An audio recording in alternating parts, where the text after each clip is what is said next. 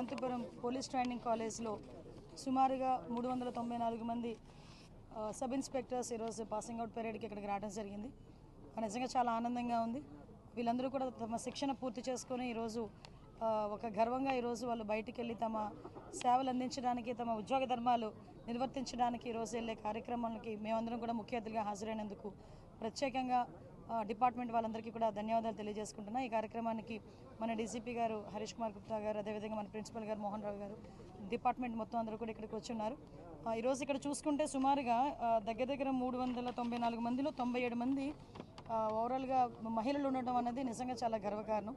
ఈ రోజుల్లోనే మేము దేనికి తీసుకోమనేటట్టుగానే పోలీసు ఉద్యోగానికి కూడా వాళ్ళు స్వతహాగా ముందుకొచ్చి మేము చేస్తామని చెప్పి రావటమే కాకుండా కఠినతరమైన ట్రైనింగ్ ప్రోగ్రామ్ను కూడా కంప్లీట్ చేసుకొని ఈరోజు పోలీస్ పాసింగ్ అవుట్ పరేడ్కి ఈరోజు వచ్చిన 97 మంది మహిళా సబ్ ఇన్స్పెక్టర్లకి కూడా మనస్ఫూర్తిగా ప్రత్యేకంగా ధన్యవాదాలు తెలియజేసుకుంటున్నాం.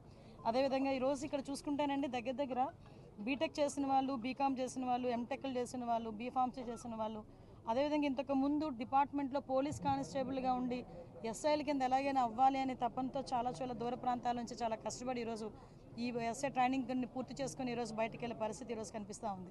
ఈరోజు చాలామంది పోలీస్ డిపార్ట్మెంట్ వాళ్ళని కూడా ఈరోజు ఎప్పటికెప్పుడు గౌరవ చంద్రబాబు నాయుడు గారి ఆదేశాల మేరకు టెక్నాలజీని బేస్ చేసుకొని విజిబుల్ పోలీస్ కన్నా ఇన్విజిబుల్ పోలీసింగ్తో నేరాలను అరికట్టాలి అనే ఒక కృతనిశ్చయంతో ఈరోజు గౌరవ చంద్రబాబు నాయుడు గారు, ముఖ్యమంత్రి వర్యులు, అదేవిధంగా పోలీసు సిబ్బంది అందరం కూడా మేము పనిచేయడం అందరూ కూడా చూస్తున్నారు.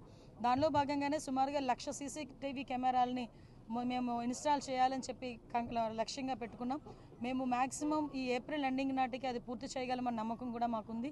ఇంతకుముందు గవర్నమెంట్లో మీకు తెలుసు సీసీ కెమెరాలు కూడా పనిచేయని పరిస్థితుల్లో, ఈవెన్ దో పోలీస్ స్టేషన్స్లో కూడా సీసీ కెమెరాలు పనిచేయని పొజిషన్స్లో ఉన్నాయి.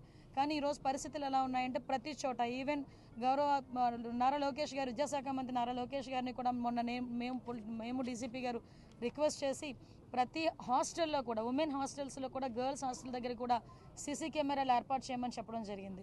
ఈవెన్ అన్ని డిపార్ట్మెంట్స్లో ఉన్న మంత్రులందరికీ కూడా మేము ఇన్ఫార్మ్ చేయడం జరిగింది. హాస్పిటల్స్ దగ్గర నుంచి ప్రతి చోట కూడా సీసీ కెమెరాస్ ఉండాలి, ఎక్కడ ఏమి జరిగినా కూడా ఇమీడియట్గా దానికి రెస్పాండ్ అయ్యే పరిస్థితి కనిపించాలి అని. దానికి ఎగ్జాంపుల్ ఏంటంటే నిన్న ట్విట్టర్లో ఒకటి వచ్చింది. తిరుపతి దగ్గర ఒక హాస్టల్ పిల్లలు బయటకు వెళ్తూ ఉంటే ఒక మిస్బిహేవ్ చేసి ఒక అతను వెళ్ళిపోతాడు ఇష్టానుసారంగా మాట్లాడి. సో ఇమీడియట్గా అక్కడ నియర్ బై ఒక ఇంటి దగ్గర సీసీ కెమెరాలు అది క్యాప్చర్ చేసుకొని ఒక అన్నోన్ పర్సన్ మాకు ట్వీట్ పెట్టాడు. దాన్ని మాకు పంపించేసరికి మేము ఇమీడియట్గా ఎస్పీ గారికి పంపించేసరికి వాటిని ట్రేస్అవుట్ చేసుకొని అలాంటి వాటిని కూడా, అంటే ఈవ్ టీజింగ్ని కూడా అరికట్టడానికి సీసీ కెమెరాలు ఉపయోగపడే పరిస్థితి ఈరోజు కనిపిస్తూ ఉంది. ఇంతకుముందు కొంచెం లేటుగానే కానీ మామూలుగా కూడా బయటకు రావాలన్నా ఈవ్ టీజర్స్ వలన ఇబ్బంది పడే ఆడపిల్లలు కూడా ఈరోజు ఈ సీసీ కెమెరా సర్వేలెన్సెస్ ఉంటే కనుక ఎటువంటి ఇబ్బంది పడకుండా బయటకు వచ్చే పరిస్థితి.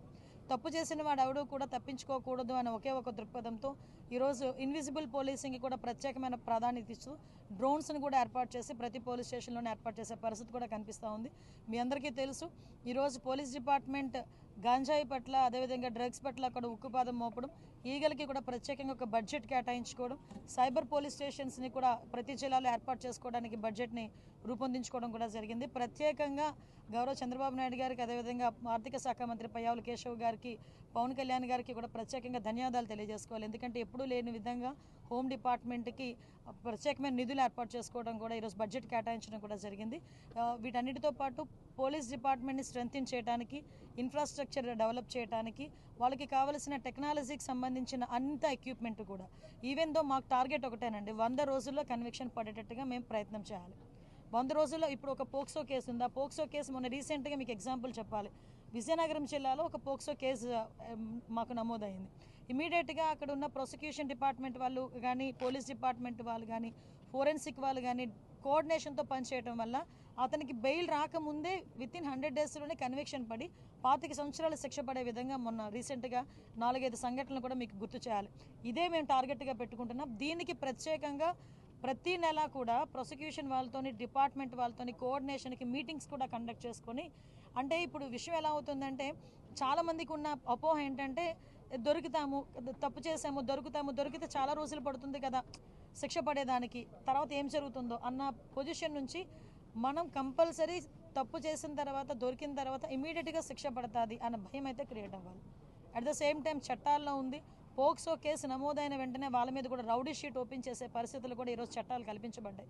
దాన్ని బేస్ చేసుకొని కూడా ఆడపిల్లల మీద అఘాయిత్యాలు తెగబడిన వాళ్ళు ఎవరైనా ఉంటే కూడా వాళ్ళ మీద ఇమీడియట్గా కేసు ఫైల్ చేయడమే కాకుండా వాళ్ళ మీద రౌడీ షీటర్లు కూడా ఓపెన్ చేసే పరిస్థితి కూడా కనిపిస్తూ ఉంది. మరీ ఎక్కువైతే వాళ్ళ మీద పీడీ యాక్ట్లు కూడా వాళ్ళ మీద పెట్టే పరిస్థితి కూడా కనిపిస్తూ ఉంది. ల్యాండ్ గ్రాబింగ్ కానీ అదేవిధంగా సైబర్ క్రైమ్ విషయంలో కానీ ఎక్కడా కూడా టాలరేట్ చేసే పరిస్థితి కనిపించట్లే. దయచేసి ప్రజలందరూ కూడా మాకు కూడా సహకరించాలని మీడియా మిత్రుల ద్వారా కూడా తెలియజేసుకుంటున్నాం. మేడం, రాష్ట్రంలో అంతర్యుద్ధం రాబోతుందని నిన్న 2 రోజుల క్రితం మాజీ ఎంపీ గోరంట్ల మాధవ్ వ్యాఖ్యలు చేస్తారు. దాని మీద పోలీసులు కూడా ఫిర్యాదు. నిజంగా అలాంటిది ఏమన్నా సమాచారం ఉందా మేడం? అంటే ఆయనకి ఎలా తెలిసింది, ఆయన ఇంటెలిజెన్స్ ఎలా పనిచేస్తుందో తెలియట్లేదు. కానీ ఆయన ఇంటెలిజెన్స్ ముందు వైఎస్ఆర్సీపీలో జరగబోయే అంతర్యుద్ధాల గురించి మాట్లాడుకోమనండి. మా అంతర్యుద్ధాల గురించి మాట్లాడుకుంటే తర్వాత మా అంతర్యుద్ధాల గురించి తర్వాత అతను మాట్లాడవచ్చు. కానీ ఒకటి మాత్రం క్లియర్గా చెప్తున్నామండి, నాకు నోరు ఉంది కదా నోటికి వచ్చినట్టు మాట్లాడేస్తాను అని అనుకోవడానికి ఇంతకుముందు గవర్నమెంట్ కాదు. ప్రజల్ని రెచ్చగొట్టే విధంగా మాట్లాడడం కానీ సమాజంలోని ఇబ్బందులు పడే విధంగా సమాజంలో ప్రజలు కూడా ఇబ్బంది పడే విధంగా కనుక మాట్లాడే పరిస్థితి ఉంటే కనుక వాళ్ళ మీద ఎట్టి పరిస్థితి చట్టపరమైన చర్యలు తీసుకోవడానికి ఎక్కడా కూడా బ్యాక్ స్టెప్ వేసే పరిస్థితి అయితే ఉండదు. ఒకటి మాత్రం చాలా క్లియర్గా గుర్తుంచుకోవాలి, ఇది మీ గవర్నమెంట్ కాదు. నోటికి వచ్చినట్టు బూతులు మాట్లాడతాము, నోటికి వచ్చినట్టు ఏది మాట్లాడినా చెల్లుబాటు అయిపోతుంది, మమ్మల్ని ఎవడు ఏమి చేయలేడు అనుకునే గవర్నమెంట్ కాదు. ఇది ఎన్డీఏ గవర్నమెంట్. ఎన్డీఏ గవర్నమెంట్లో తప్పు చేసిన వాడు ఎవడైనా కూడా శిక్ష ఒకలాగే ఉంటుంది. నువ్వు నోటికి వచ్చినట్టు రెచ్చగొట్టే విధంగా మాట్లాడతాము, దానికి మాకు సంబంధం లేదు, మీరు మమ్మల్ని ఏమీ చేయలేరంటే కనుక ఊరికనే ప్రసక్తి అయితే ఉండదు. లీగల్గా అడ్వైస్ తీసుకుంటాము, డెఫినెట్గా చట్టపరమైన చర్యలు అయితే తీసుకుంటాం.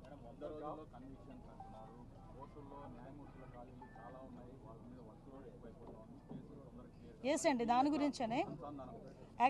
గురించనే రీసెంట్గా గౌరవ చంద్రబాబు నాయుడు గారితో ఒక మీటింగ్ కూడా ఏర్పాటు చేసుకోవడం జరిగిందండి. పీపీలు ఏపీపీలు మొత్తం అన్నీ కూడా మేము అన్ని ఫిల్ చేసుకోవడం ఒక ఎత్తు అయితే, ఈ ప్రాసిక్యూషన్కి సంబంధించి ఎవిడెన్స్ సబ్మిట్ చేయడంలో ఫోరెన్సిక్ డిపార్ట్మెంట్ కూడా లేట్ చేయకుండా వితిన్ 5 డేస్లోనే ఫోరెన్సిక్ రిపోర్ట్ ఇవ్వడానికి కానీ డాక్టర్స్ దగ్గర నుంచి వూండ్ సర్టిఫికేట్స్ రావడం కానీ ఇవన్నీ కూడా మేము టార్గెట్ పెట్టుకున్నామండి. ఈరోజు 100 రోజుల్లో కన్విక్షన్ పడాలి అని మేము టార్గెట్ పెట్టుకున్నాం. ఆ టార్గెట్ ఫుల్ఫిల్ అవ్వడానికి మా ఇన్ఫ్రాస్ట్రక్చర్ మేము డెవలప్ చేసుకుంటున్నాం.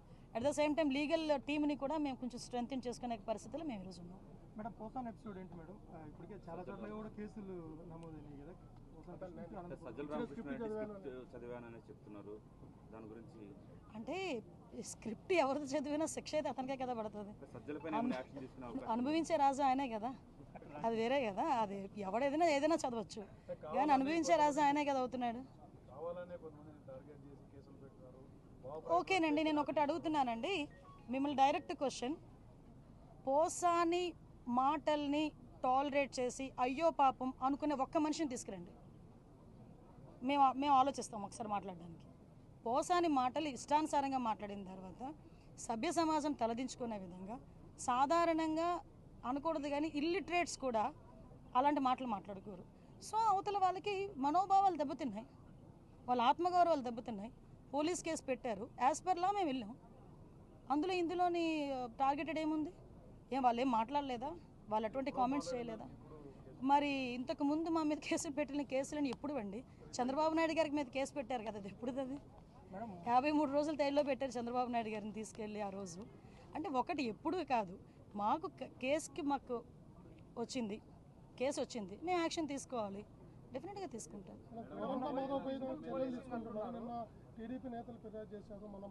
అదేనండి మేము కూడా, అంటే విషయం ఏంటంటే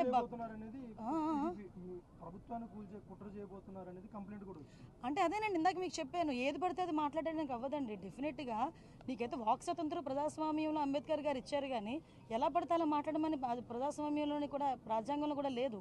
అంటే అవతల వాళ్ళని రెచ్చగొట్టే విధంగా మాట్లాడడం కానీ, ప్రభుత్వాలని రెచ్చగొట్టే విధంగా మాట్లాడడం కానీ, ప్రజలను రెచ్చగొట్టే విధంగా మాట్లాడే పరిస్థితి ఉంటే కనుక కంపల్సరీ చట్టపరమైన చర్యలు తీసుకుంటాం.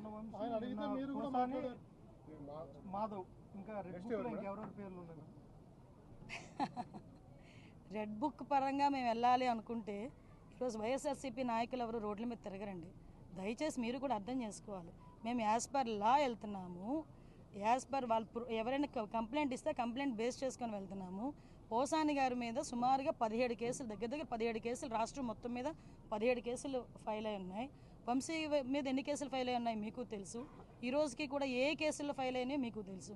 ఇందులోని కక్షపూరితంగా ఎన్డీఏ గవర్నమెంట్ చేయాలి అనుకుంటే వైఎస్ఆర్సీపీ నాయకులు ఎవరు కూడా బయటకు తిరగలేరు. కానీ మేము ఆ కక్ష సాధింపు ధోరణిలోకి వెళ్ళలేదు. అలాగని తప్పు చేస్తున్న వదిలిపెట్టే ప్రసక్తి లేదు. తప్పు చేసినోడికి శిక్ష పడాలి, లేకపోతే భయం ఎలా ఉంటుంది? ఉండాలి కదా, భయం ఉండాలి కదా. తప్పు చేసాడు అనుకున్నవాడు ఎవడైనా కూడా కొంచెం జాగ్రత్తగా ఉంటే బెటర్, కానీ శిక్ష నుంచి అయితే తప్పించుకోలేరు. మేము అదేనండి, మేము అందుకే టార్గెట్ పెట్టుకున్నామండి. సీసీ కెమెరాస్ చాలా వరకు ఉన్నాయని అంటున్నారు, మొన్నటి వరకు లేవు, ఇప్పుడు మేము పెట్టాము. చాలా వరకు పని చేయట్లేదు. ఆ పని చేయని సీసీ కెమెరాస్ అన్నీ కూడా మళ్ళీ రీస్టోర్ చేస్తున్నాం, అన్నీ కూడా క్లియర్ చేసుకుంటాం. పోలీసింగ్ అంటున్నారు, అయితే చాలా ప్రెజర్ వస్తుంది, అవసరమైనంత మేరకు సిబ్బంది లేదు అని అంటున్నారు. ఎస్, నిజమేనండి. ఈరోజు సుమారుగా 394 మంది ఎస్ఐలు బయటకు వచ్చారు. ఆల్రెడీ 6500 మందికి కానిస్టేబుల్స్కి ఈరోజు రిక్రూట్మెంట్ కూడా జరుగుతుంది. మొన్న మొత్తం ఫిజికల్ టెస్టులు అన్నీ కూడా అయిపోయినాయి, రిటర్న్ టెస్ట్ ఒకటి పెండింగ్ ఉంది. ఇమీడియట్గా అది కూడా బయటకు వచ్చిన తర్వాత వాళ్ళు ఒక 6500 మంది బయటకు వస్తారు. సుమారుగా మేము గవర్నమెంట్లోకి వచ్చేసరికి 20,000 మంది సిబ్బంది కొరతతో ఉన్నాం పోలీస్ డిపార్ట్మెంట్. లాస్ట్ 5 సంవత్సరాలు కూడా ఎక్కడ కూడా ఎటువంటి రిక్రూట్మెంట్స్ కూడా జరగలేదు. మళ్ళీ మేము వచ్చి ఈరోజు మళ్ళీ దాన్ని స్ట్రెంగ్తన్ చేయడానికి, అదేవిధంగా రిక్రూట్మెంట్ చేయడానికి ఈరోజు మేము కంకణం కట్టుకున్నాం.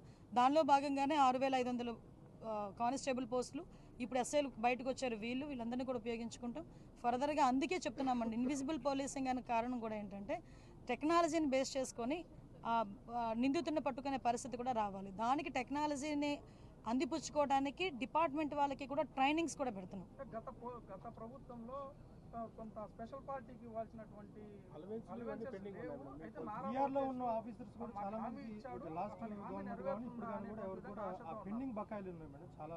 లేదండి, వాటి మీద కూడా మేము వర్కౌట్ చేస్తున్నాం. చాలా మందికి విఆర్లో ఉన్న వాళ్ళకి హాఫ్ శాలరీ కొంతమేరకు ఇవ్వాల్సి వస్తుంది. లాస్ట్ గవర్నమెంట్లో అయితే మీరు అన్నట్టు తమ్ముడు ఎక్కడ కూడా ఎవరికి కూడా రూపాయి ఇచ్చిన పరిస్థితులు లేవు. ఈరోజు మీకు విషయం చెప్పాలంటే భారం అంతా మా మీద పడింది. ఈరోజు వాళ్ళు లాస్ట్ టైం చేసిన కొన్ని తప్పిదాల వల్ల మొత్తం భారం అంతా మేము ఈరోజు పడాల్సి వస్తుంది. దానికి కూడా ఎప్పుడు లేనిది 200 కోట్ల రూపాయలు, 900 కోట్లు బకాయిలు ఉన్నాయండి. పోలీస్ డిపార్ట్మెంట్లో లాస్ట్ గవర్నమెంట్ చేసింది సుమారుగా 950 కోట్లు బకాయిలు ఉంటే ఇంచుమించుగా ఒక 200-250 కోట్లు ఫేజెస్ మరీగా మొన్ననే క్లియర్ చేశాం. ఆఖరికి సెంట్రల్ గవర్నమెంట్ నుంచి వచ్చే ఫండ్ని కూడా ఉపయోగించుకునే పరిస్థితులు లేరు. మీరు నమ్ముతారా, ఫోరెన్సిక్ ల్యాబొరేటరీని 5 సంవత్సరాల్లో కూడా అలా మొండి గోడలతోనే ఉంది. మళ్ళీ ఈరోజు మేము వచ్చి దానికి 200 కోట్లు, దగ్గర 247 కోట్లు అనుకోండి, 247 crores దానికి శాంక్షన్ అయింది. అది ఫుల్ ఫ్లెజ్డ్గా సెంట్రల్ గవర్నమెంట్, రూపాయి స్టేట్ గవర్నమెంట్ కూడా పెట్టక్కర్లే, ఫుల్ ఫ్లెజ్డ్గా సెంట్రల్ గవర్నమెంటే పెట్టాలి. అది forensic university laboratory, just like that. అటువంటి ల్యాబొరేటరీని 5 సంవత్సరాలు పొడగబెట్టేశారు, కేవలం అమరావతిలో ఉంది అని ఒకే ఒక కారణంతో. మళ్ళీ ఈరోజు మేము వచ్చి ఆ ఫోరెన్సిక్ ల్యాబొరేటరీని కూడా మళ్ళీ సెంట్రల్ ఫండింగ్ తెప్పించుకోవడానికి మన ఫండ్ కొంచెం ముందిచ్చి ఈరోజు అదంతా కూడా రిస్టోర్ చేసుకుంటున్నాం. అప్పా లేదు, ఈరోజు గ్రేహౌండ్ సెంటర్ లేదు. గ్రేహౌండ్ సెంటర్కి దగ్గర 190 కోట్లు కంప్లీట్గా సెంట్రల్ గవర్నమెంట్ ఇవ్వాల్సిన పరిస్థితి. అప్పాకి కూడా సెంట్రల్ గవర్నమెంట్ ఫుల్ ఫ్లెజ్డ్ ఇవ్వడానికి ఈరోజు సిద్ధపడింది. అప్పాకి కూడా ఇందాకే మన డీసీపీ గారు వచ్చిన తర్వాత ఇమీడియట్గా గ్రేహౌండ్స్ దానికి, అదేవిధంగా అప్పాకి బెటాలియన్స్కి కూడా ఇమీడియట్గా దానికి ఫౌండేషన్ స్టోన్ వేయడానికి, కన్స్ట్రక్షన్కి కూడా ముందుకెళ్లే పరిస్థితి కూడా కనిపిస్తూ ఉంది. దానికి మొన్ననే ల్యాండ్స్ అన్ని కూడా చూసి వచ్చారు. ఈరోజు